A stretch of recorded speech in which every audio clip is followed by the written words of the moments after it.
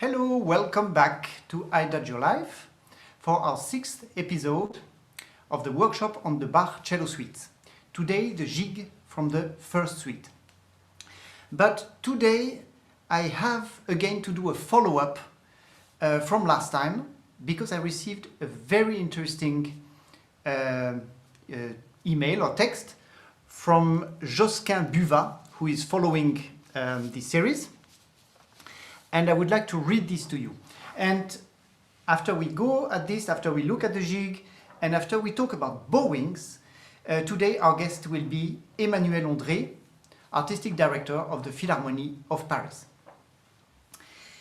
So, Jean-Guihen Queyras sent me yesterday this very interesting text about Saturday's workshop.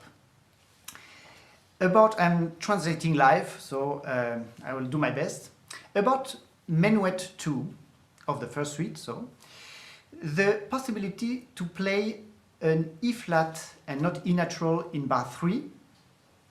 What do you think about this possibility? This E-flat is present in some manuscripts because, as you might know, we have different sources for the suites. The main one is Anna Magdalena, where in this case this E-flat is not written, but there are other sources that we find interesting. The other argument that Jean-Guihen Queyras is mentioning, and which I think is a very good argument, he says there is this Bécard, this E-natural specified 4 bars later, which could suggest that 4 bars before, on bar 3, we do play an E-flat. Now I will play it as Jean-Guihen Queyras suggests or asks.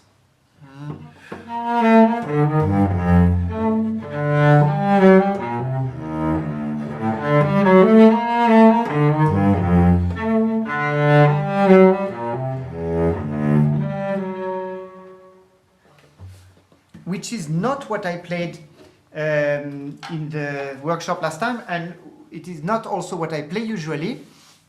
And the reason for this is simply that Anna Bijlsma has been, for the Bach suite, he has been my main inspiration. He is the one who enabled me to find my voice and my way in the Bach suites. And Anna I asked him about this place, and he said E-natural. E-natural because it is not the E-flat is not in the key, so it is E-natural. Nevertheless, I absolutely want to say that this is something that will never be a definitive answer, and I think the E-flat is also very beautiful, actually. Which gives me the possibility to bring a question which is almost a bit maybe meant with humor or a bit provocative. A question that I received from Victor Sandu, also on Instagram, and his question was, were the suites actually maybe composed by Anna Magdalena? So, and I think, of course, I'm not for this kind of question it would be better to ask, I don't know, Mr. Wolf, who is the great authority on Bach, or some other fantastic musicologist, but I do think that we all agree that what we have is a copy by Anna Magdalena, but that the suites were composed by Johann Sebastian, because all indicates in the way of the compositions that it is from his hands. A second question that Jean-Guihen Queyras was asking in his message was this. It was following the discussion with Amandine Bayer that we had last time, and Amandine was talking about modern setting, about gut strings. We were talking about this. It was very nice. And Jean-Guihen Queyras was asking whether maybe the fact, even if you have a modern setting on your cello and a modern bow, to not use the end pin, to play without end pin, wouldn't that already be a step towards better articulation in this music? What are your experiences in this situation? And thank you very much for this question. indeed, I have played the suites quite often without handpin, and I encourage my students to always at least make the experience, even if later they say, oh no, I'm more comfortable with the handpin. And the reason for that, and I decided today to come with my cello without handpin, is that when you play without handpin and you put your cello on your lower legs, like this, there are indeed two advantages. One is that the center of gravity is lower, and therefore some of the things that are complicated in the bow technique when we play Bach get actually more natural, because the bow arm can more easily and more naturally gravitate around this lower center of gravity. You know, so some things become much easier. So I do agree with you, dear Josquin, about this. And I would say, as Amandine put it last time in a very nice way, she said, just experiment, just try, you know. And the other advantage is that the cello that way is in a way much more flexible, and it can move with you. You have more flexibility to swing with the music. So experiment, try with, try without, and even if in the end you play with your handpin, I think you will have, in a very natural way, learn some things by playing without the handpin. So now let's go to our Gigue of the first suite. And I have put as a title, bar structures as a dance map. So the reason is this: you remember that now in many of the workshops that we have done, that the swing of the music, to remember these are dances, or these are work where Bach wanted to have the dance as a structure. And it is not, it's not just an intellectual structure, it's really a physiological one. That's what helps you to find the right way to swing in this music. So remember when we talked about the sarabande, where you take a first downbeat, and from this downbeat you feel the attraction to the second beat.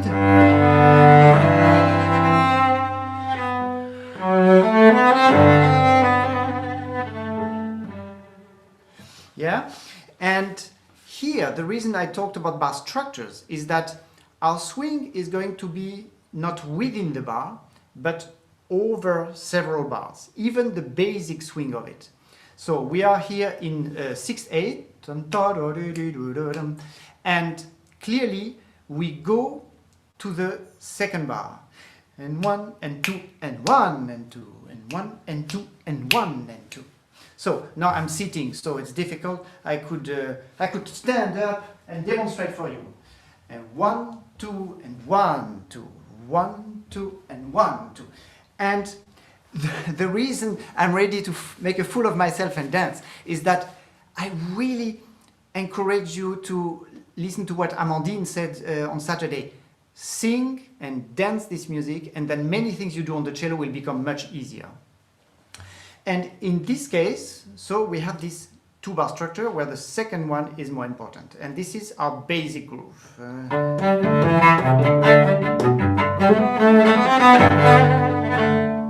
Yeah, and then of course, from there, Bach will construct by changing and by making longer phrases, of course. But where is our home? How is this piece starting, and what is the first thing? A fantastic example we will have later is the bourrée of the fourth suite, where we have this, we need at the beginning to feel,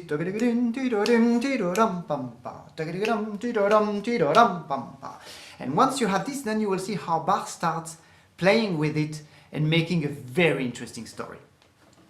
About this Gigue, the next thing I want to mention, once you have this nice groove, are that we have something that we don't have in the other movements, except for the Menuet 2, which was in Minore, which we have 2 episodes, and quite important ones considering the small size of this jig. We have 2 episodes in minore, as it is a little bit like if Bach wanted to suggest that now we are preparing ourselves for the second suite, which is going to be in D minor. So after we'll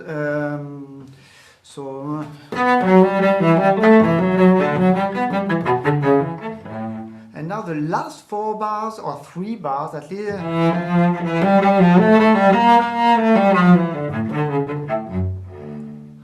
And you see how he just flirts a little bit with the minore, and just the last bar he releases that. And he will do this, as you know, later in the second half.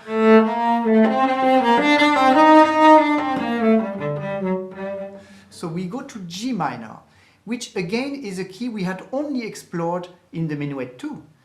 But in all 4 first movements, we never went to this key, to both of these minor keys.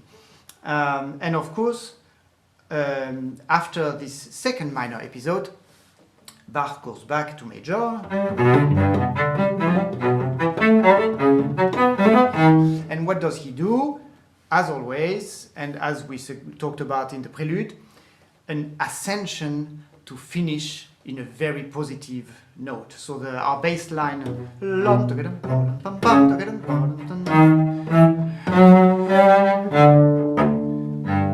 so we finish, of course, upward and in a very positive way. The last little thing I want to mention about the Gigue specifically before we go into the subject, into the minefield of bowings, is in the second half there is a very lovely passage where Bach plays, he really plays around with counterpoint. So you remember that we talked about this fact that we go sometimes from one voice to the other, and there is really a dialogue that starts. Well, here he does it in a very playful way.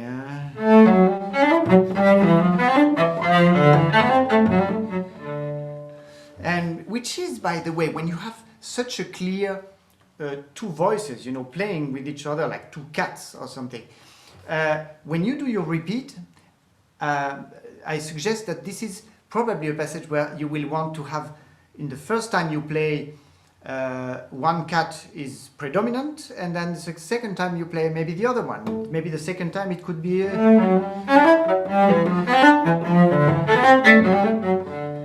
so I don't know how much the dynamic comes through the distance, but yeah, you can explore with that. So, and now, because it's been a few episodes, I was saying, at some point we will have to talk about bowings, and it is not by chance that I received many questions from you about the bowing issue, because we all face it at one moment or the other, we cellists. So let me just quickly read through a few questions I received about bowings. And I said it's a minefield because again, like about this E flat in the Minuet 2, there is no right answer. I think there is choices, and I think everyone, which makes it very exciting and very interesting, I find, because each one of us has no choice but to try to go on the thin line between authenticity, the bowings of Anna Magdalena as we can read them, because some of them are not clear, and so on, you know. So the questions first from Matteo Celli from Ecuador and Nirina. So I put the questions a bit together. How do you choose bowings? Do you allow yourself to differ from Anna Magdalena? And if so, how? Do you always play the same bowing, or do you sometimes vary? And Anna Magdalena's bowings are quite inconsistent. Do you think they should be made more logical and follow a pattern, or like Anna Belsma did, be very free by following those inconsistencies that are in the manuscript, or somewhere in between? So these were questions, and the last question is by Lorenz Nilas also on Instagram, did Bach intend to vary bowings on the same pattern? So we have the same pattern coming several times. Should we, once we have made a decision about the bowing, should we adapt it to when this pattern is coming? So here is my the way I go at it. I will again talk about Arno Bijlsma, because, as I said before, he was really my main inspiration and is for going to Bach. And of course, the first thing we know about Arno Bijlsma and bowings is that at the end of his life, he wrote all these books where he went into with a laser glasses and with a very microscope to try and apply in a very strict way the bowings of Anna Magdalena, even though, for those of you who look at the manuscript, it is very often difficult to actually make sense of them. Is this for 3 notes? Is this for 2 notes? Is this for 4 notes? So this is one thing. On the other hand, one thing that Arno Bijlsma taught me was this. When you do a slur, when you put several notes together in the bow, well, in the Baroque time, it's definitely a tool for expression. So it's not, you don't put 2 notes in the same bowing just like that. If you do, it's because you want to put some emphasis. So instead of doing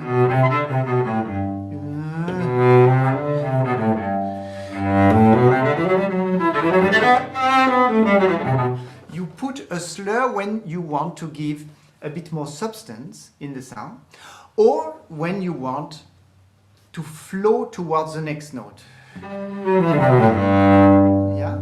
So he even suggested to me and to the students who were at this masterclass, take, I don't know, like Allemande of the first suite, play it entirely without any slurs. Just play it like this. Choose what your phrasing is, you know, without any slurs.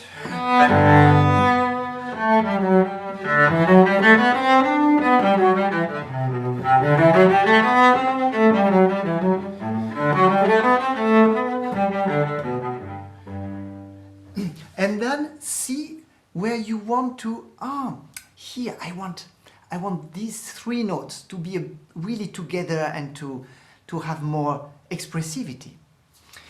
And for me, from these 2 things that Arno Bijlsma taught us, the scrutiny in looking in the manuscript and using the bowing as a mean for phrasing, for me, this second aspect, using the bowing as to make sure that my bowing is something that will help my phrasing and my storytelling, this is my priority. At the same time, I try to get as much as possible inspired by what Anna Magdalena wrote. To put it in other words, in other terms yet, and to finish maybe for now on this, and I'm sure we'll have other opportunities to talk about bowings. But what I tell my students, to put it together, I tell them, if you build, if you have a project for a new house, first you build the walls and the roof, then you start thinking about furniture. And in this metaphor, for me, the walls and the roof are the harmonic patterns, the phrases, how are they constructed. I look at the score, how is this music, what is the story harmonically and melodically, the motifs, and I sing it, I dance it, and then I bring in the furniture, I bring in the bowings. They will, make the place, they will make a big difference, but you can only make the right decisions about them once you know what you want to say. They should be at the service of the story you want to tell. Please feel free to react to what I said. I know that this doesn't have to be something that everybody agrees with, and I find this debate very interesting. And maybe even on this coming Saturday, the next episode, Stephen Isolis will be my guest, and I'm sure he will have very strong opinions about this, which I look very much forward to. But for now, our guest of the day, Emmanuel André. Cher Emmanuel, dear Emmanuel, are you there? I am, of course. Yes. Hello, dear Emmanuel. Can you see me? Yes, I see you. I will just change the angle of my camera. Yeah, here. Yes, wonderful. I can see you. Welcome, dear Emmanuel, and thank you for taking the time to be with us and My pleasure. to tell us about your Bach suites. So, for those out there who don't know you yet, you are the artistic director of the Philharmonie in Paris. And I thought it would be so interesting for us in the cello world and in the Bach suites world to hear how you look at them. Well, anyway, from a personal point of view, but also would be interesting for us in the Philharmonie in Paris. You have halls of different sizes, and in your repertoire, it's so incredible. It's there is basically everything from Renaissance or maybe before to contemporary music, and of course from the smallest to the biggest ensemble. So how do these suites in particular, how does a solo recital, but particularly these suites, find a place in your programming, and in which way? Thank you for asking, Jean-Guihen, and bravo, because what you do with the suites through internet is wonderful, because that's clear that you never stop thinking, asking, asking something new about this music, because you have an endless discussion about the possibility of that music. And in a way, when I try to program and to invite some artists, I try to ask new questions about the existing masterpieces. That means, as the others, I could invite you to perform the Sixth Suite, or to have great artists with a great audience, and to make money, to be happy. It was a life before. But probably we all already thought that it was useful to connect music, the masterpiece, to society. And when we try to do that, it's very simple, it's very easy. You just ask the question, what sense make this music in our time? And the answer is not today the same that 10 years ago, that 20 years ago. And I need the performers for that. I mean, I need the musicians for that. And I also need their ideas. That's why, dear Jean-Guihen, we used you a few times for the Bach suite. Remember, it was I think a long time ago, in 2006. Yes. You did the echoes of Bach with some a kind of modern preludes to the Bach music by Fedele, Courtag, Nodaira, Gilbert. This experience for me was the real experience, because I remember, correct me if I'm wrong, that you didn't stop between the modern music and Bach. You just associated the two universes in a way that was a way to show that Bach was modern. And that's the kind of question Bach was asking himself, looking for a polyphony with a melodic instrument, could be exactly the same question interesting some modern composers, like the living composers I mentioned before. But on the other hand, you integrate the heritage of the Baroque attitude, the period instrument. So you do something very strange in the same kind of experience. You are both modern and open to history of music. So for me, it was really something very, very strong. And I still remember that experience. Another experience was with Anne-Theresa de Kersmaker. Of course, I think you had the chance, and I think it's not a chance to work with her, but really to have this kind of experience. For me, it was a sensational a magnificent way of showing how gesture and music can be connected together, but also space, symbol, empty space, abstraction, some concepts. Sometimes you can hear, you can feel, but you don't see them. With dance, you could see them. I mean, I could see gesture and your music and Bach music in the same time. When you looked at the stage from above, from the ceiling, I had that chance. I saw you in the middle with empty space and dancers around you, and it was a fantastic view on your experience. So, sorry for the long answer. I told you that I speak a lot, but it's just because I tried not to. My job is not to make concerts, to present concerts, but to dream of experience with some people like you, and also with the people who come to the Philharmonie. They don't want to hear and to listen to the Sixth Suite as usual. They want to learn and to feel something different, something from our time, a new experience, but connected to the true language. I mean, not to have a kind of fantasy disconnected from history, from a right attitude of the musician, but connected to the devotion of a musician to a masterpiece. And in every genre of music, I try to find this kind of challenge for orchestral music with some conductors, solo, but also electro, jazz, ancient music. We all feel how we can be connected and to use some questions in some different fields. The questions, for example, of polyphony, we feel with the Sixth Suite of Bach music, is very connected to Steve Reich music. You also have a kind of polyphony. In some electro music, you have a lot of polyphony.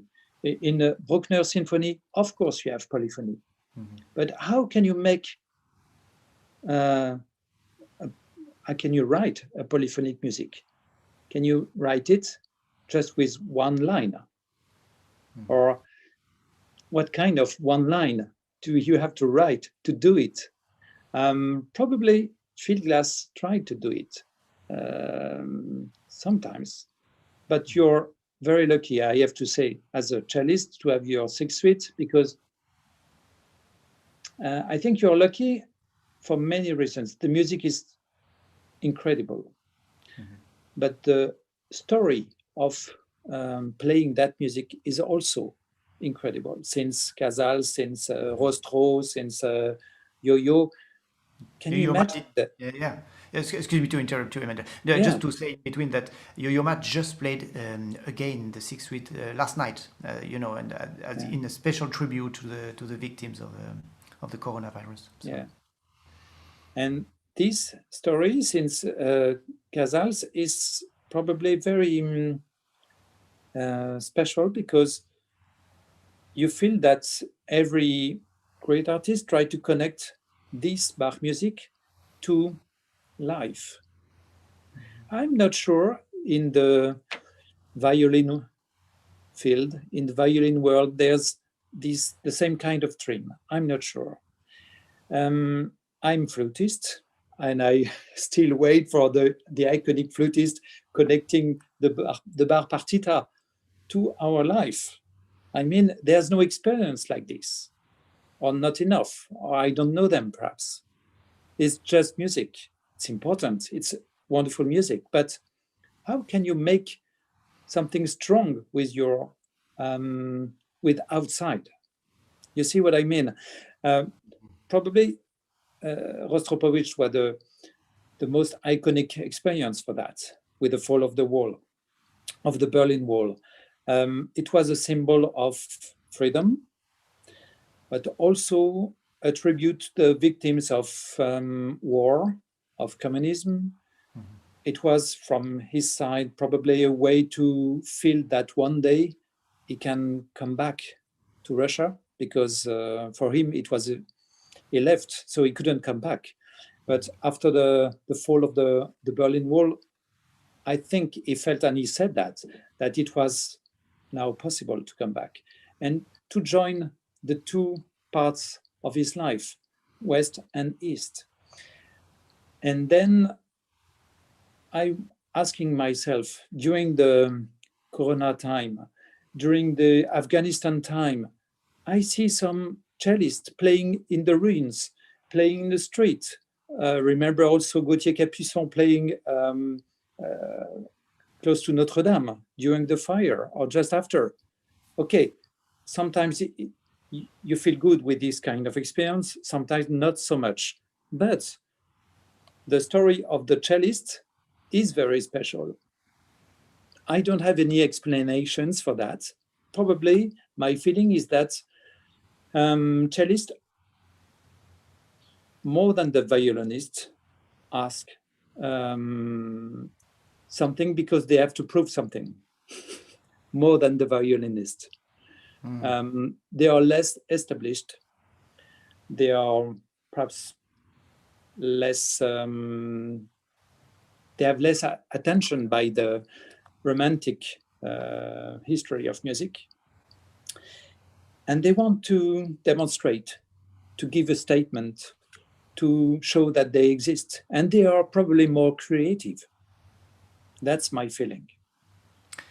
Well, maybe there is a 2 days ago, Amandine was the guest for this workshop, and she had another explanation, which was that in the partitas and even more in the sonatas, it is they have to work so hard. And already playing the sixth suite is something we do have. It is a challenge for a cellist, but it's true that the partita and the sonatas are so full of chords all the time, and it's so much work that maybe they don't have as much time for spirituality as we do in the suite. I wanted to rebound on what you said, which I think is a key, and I would love to just add my a little bit, push a little bit further this for our viewers, that basically, you know, this experience that I made thanks to you and to a few other concert halls that participated in the project, in this ECHO project where we commissioned from 6 composers. I wanted to share with the audience an experience that I had through my experience at the Ensemble Intercontemporain, because I haven't mentioned it a lot in this workshop, but actually 2 things were decisive in enabling me to find my way in this world of the cello suites, where at first you are so impressed by all the great masters, you know, but the ones of the past and the ones that are still alive, and you know, and why should I play the Bach suites, you know, and the 2 things were meeting Anna Belsma, which I've mentioned a lot, and working on a daily basis with living composers for about 10 years when I was in Intercontemporain, and having the possibility to have the incarnation of what I have on a piece of paper, you know, at the contrary to Bach, where we have to create again this incarnation through the playing. And that's what probably the people, the Baroque pioneers like Belsma and Arnoncourt and everything did. But and to rediscover this modernity in every work we play, you know, how daring it is, what's happening here in terms of the modulations, the key, how the composer works with time, with everything, particularly geniuses like Bach, and having worked with new music and with the living composers all the time was very important. And I thought, if the auditor or the spectator or whoever is in the concert hears first another language that was inspired by Bach, that was inspired by a certain piece, and then enters the language of Bach, maybe that will give a little key to hear even a bit more, with a bit more curiosity, all the modernity that is in Bach's language. So, and it was really a wonderful experience. About this, I unfortunately, it's so wonderful, and I would love to spend 3 hours talking to you about this, but at least one more question. As we did the Bach suite with Anteza the Kersmaker for the project Mitten in the Philharmonie, it was in the main hall, and this main hall is the Pierre Boulez salle. Is called the Salle Pierre Boulez. Do you also, I mean, in some places, obviously not in the Gigue we just saw today, but for example, in our fugue of the Fifth Suite, even no matter how modest a fugue it is compared to other fugues by Bach, but the way Bach works with the material and likes to construct on an originally quite simple material and then make it through the work, you know, construct it. I sometimes see a similarity in the way Pierre Boulez is working in his compositions, and I was just practicing Message Esquisse today because I have the possibility to play it day after tomorrow. It will be one of my first concerts, post-confinement concerts. So, and I see some similarity actually there in the way, you know, that serialism is actually not so different from the way Bach was working when he was composing a fugue. Would you agree with that, or do you find it? Totally. We tried one day to have a week devoted to Bach and Boulez music, and in each concert to have Bach and Boulez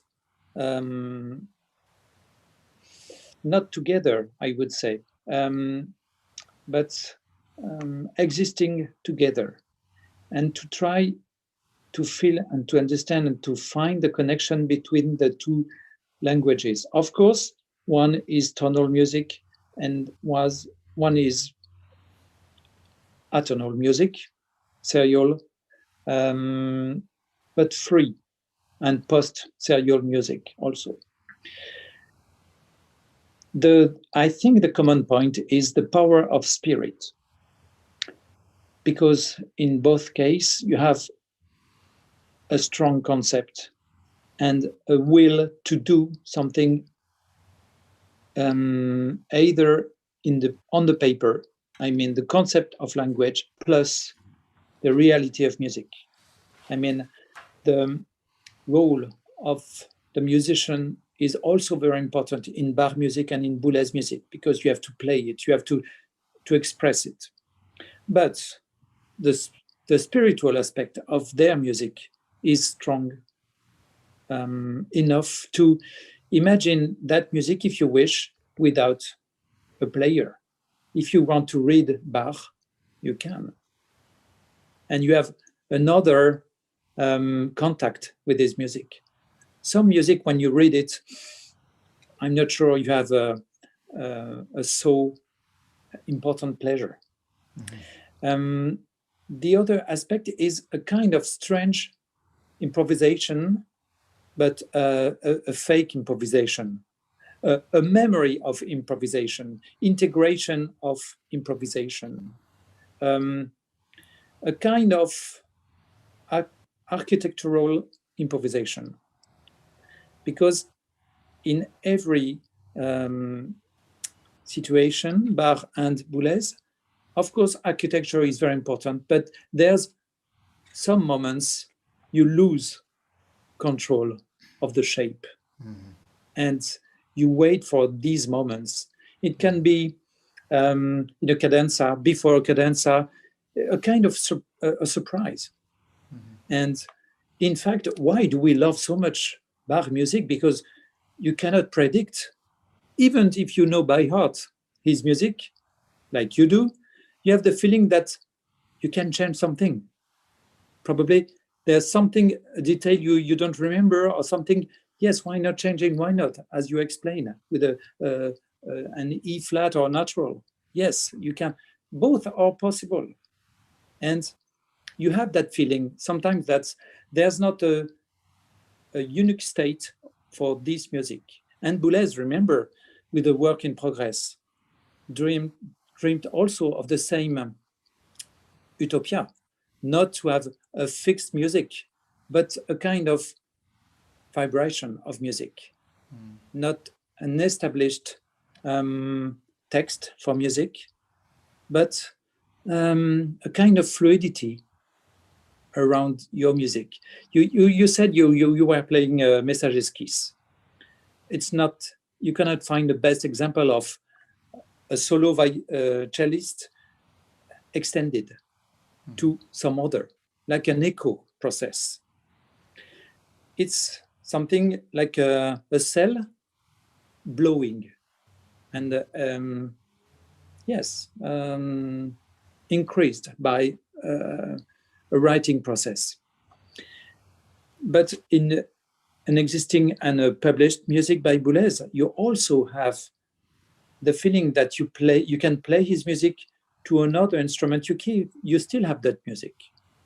Messages Kiss, I think, can be played by a viola player, like did Christophe Desjardins.